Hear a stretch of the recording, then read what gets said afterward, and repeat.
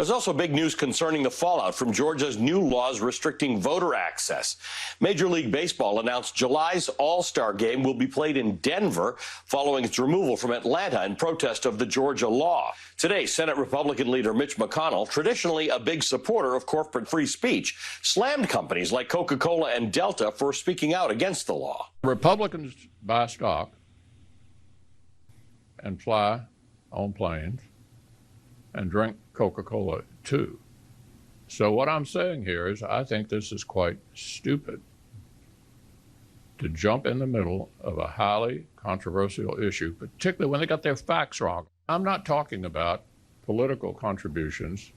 Most of them contribute to both sides. They have political action committees. That's fine. It's legal. It's appropriate. I support that. I'm talking about taking a position on a highly incendiary issue like this and punishing a community or a state because you don't like a particular law they passed. I just think it's stupid. Now that's my Mitch right there. Ha ha! Look at this Mitch. Mitch ass nigga.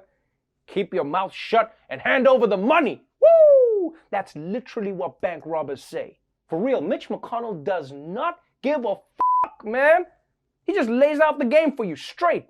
Here's a political opinion for you. Cash rules everything around me. Cream, motherfucker. Dollar bill. And you know, this is especially hilarious coming from Mitch McConnell. Because don't forget, he helped create the situation today where politicians are so dependent on big business for campaign spending that they basically let companies write all of the laws.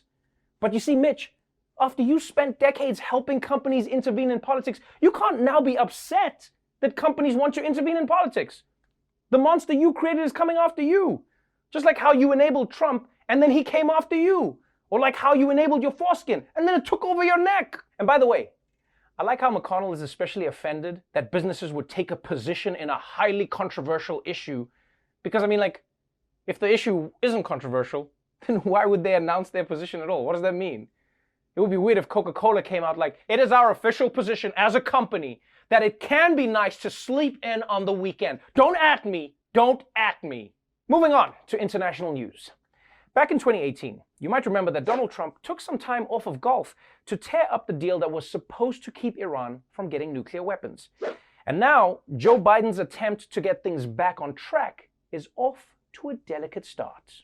The U.S. and Iran began indirect talks today to discuss possible U.S. re-entry into the 2015 Iran nuclear deal. Iranian and American officials held talks today in Vienna. Well, sort of, but their representatives didn't meet face to face.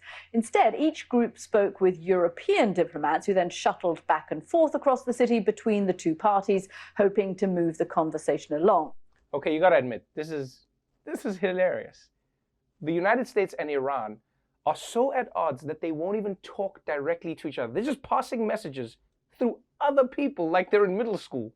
France, could you please tell Iran that we can be friends again, but only if they say they're sorry first? France, maybe you could go and tell America that they started it, so they should apologize first. We started the fight? We are, what about the hostages? I'm not talking to you, America. I was talking to France. Okay, everybody, calm down, calm down. Let's just all have a little sex and we can figure this out, huh?